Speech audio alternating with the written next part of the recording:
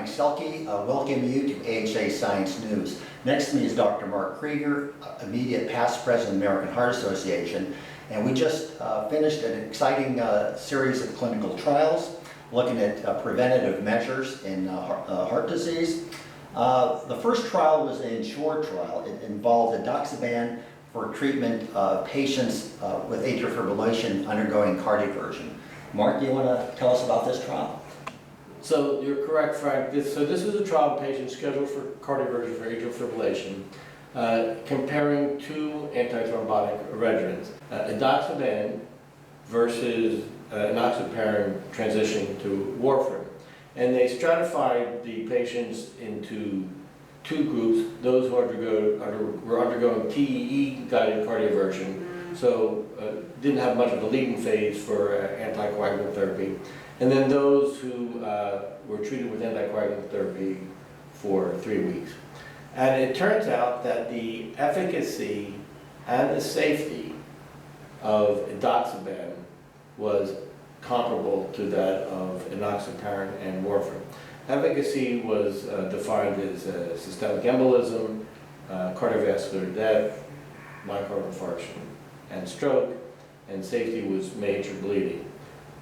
So there were very few efficacy outcome events in each group, really about 1% or less, and relatively few bleeding events. So it indicated that the two strategies were comparable.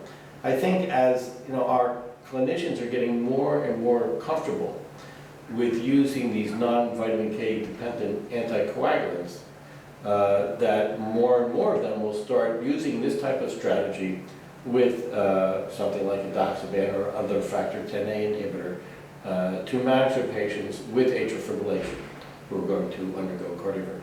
Do you think this particular trial may have an impact on how we treat these patients? Or do you think we're going to need more data before there's a big change? It's always good to have confirmatory data to make sure that we are doing the right thing.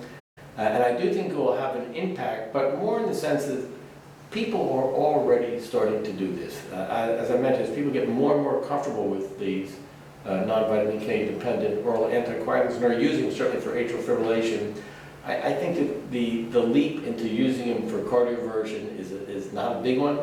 And I suspect many people are doing it already, and this would confirm their practice better. Okay. Another trial was the REVERSE 2 trial, involved looking at if we can stop anticoagulation of women suffering from venous thromboembolic disease. Mark, do you want to tell us about this trial? This trial was based on a previous study which defined people at low versus high risk using, and I'll call it an acronym, the HER2 criteria. H being hyperpigmentation, E edema, R redness, D dimer.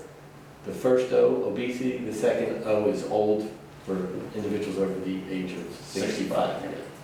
So when they first looked at this risk assessment model, it turned out that women who had none or just one of these criteria were at relatively low risk for recurrent venous thromboembolism, less than 5% a year.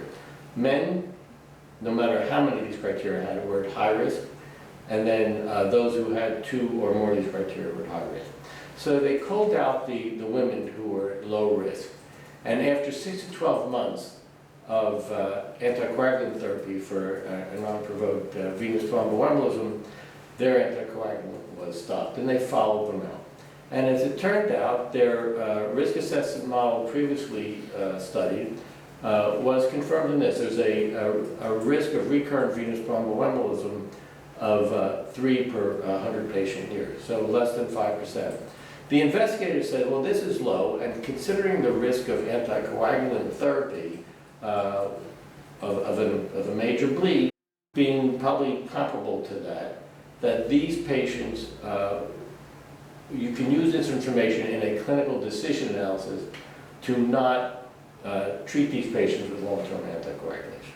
Now, the high-risk group had an 8% recurrence. The low risk had a 3-something% recurrence, but that's still significant. Well, that's an excellent point. So here's the concern. So the high-risk group were treated with anticoagulant therapy, and it dropped their risk for recurrent venous thromboembolism to under 2%. Right. There were just a few patients in the low-risk group who received anticoagulant therapy, but they didn't have any. They had zero recurrent venous thromboembolism. So despite the author's contention that there's a higher risk of bleeding with anticoagulant therapy, which might really be greater than the risk of venous thromboembolism, this trial didn't prove that. And I think to really study that, we need a randomized trial, which would identify these low-risk individuals and randomize them into stopping anticoagulant therapy and continuing anticoagulant therapy, and let's look at outcomes and safety of that group. Sure.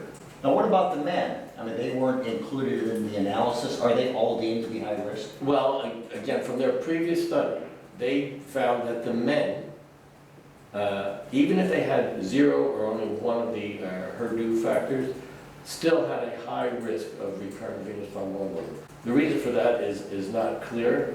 Obviously, there's important differences between the two genders, but this is the data they used. So they were excluded in this particular analysis that was presented today. Well, another trial that was presented was the Annexa trial, and it had to do with reversal agents for 10A inhibitors. We have a reversal agent for Pradaxa called Praxfine or Inderzimab, but we don't have one for the 10A inhibitor drugs. And this is a real concern for clinicians and patients as well being treated with these medications. Mark, can you tell us about this trial? Exactly. So the rationale for the trial is that we're using these factor 10A inhibitors, but in patients who have major bleeding, we don't have an antidote. So they looked at two endpoints. One was whether or not Adexant affected anti-factor 10A activity, and the second was did it have hemostatic efficacy? And it turns out that in both cases the answer is yes.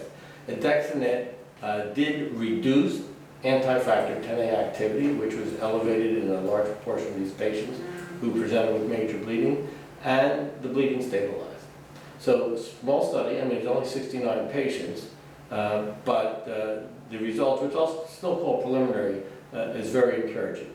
Now I will say there were also thrombotic events in these patients. Yeah, they seem to be significant. Yeah, so there was myocardial infarction and stroke. A few occurred early on, but some occurred up to 30 days later.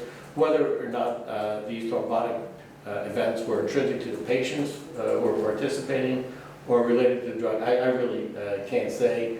That's why we need more numbers to get a better feel for just not only how effective this drug is, but the other safety issues. Yeah, I think it was approaching 12%, so it may be a concern, just needs to be watched. Now, what was the timing of this? How long did it take for the agent to reverse the effects of the anti-10 inhibiting drugs? All right, so different dosing regimens were used depending on which factor 10A inhibitor was administered and when the last dose was, but they gave a bolus and a 2-hour infusion after that. And so by the 2 hours, you already saw a decrease in the anti-factor 10A activity. All right, so this can have a lot of implications regarding the use of NOACs in practice. Right, and I imagine that if a larger trial sustains these results, and the drug's not yet approved by the Food and Drug Administration, so if it does get approved, then it may be something that will be pulling off the shelf when patients present with major bleeding events who have been treated with these factor 10A inhibitors. Okay, so I think in summary, we saw some great trials. They may change the way we treat patients, and we look forward to the rest of the meeting.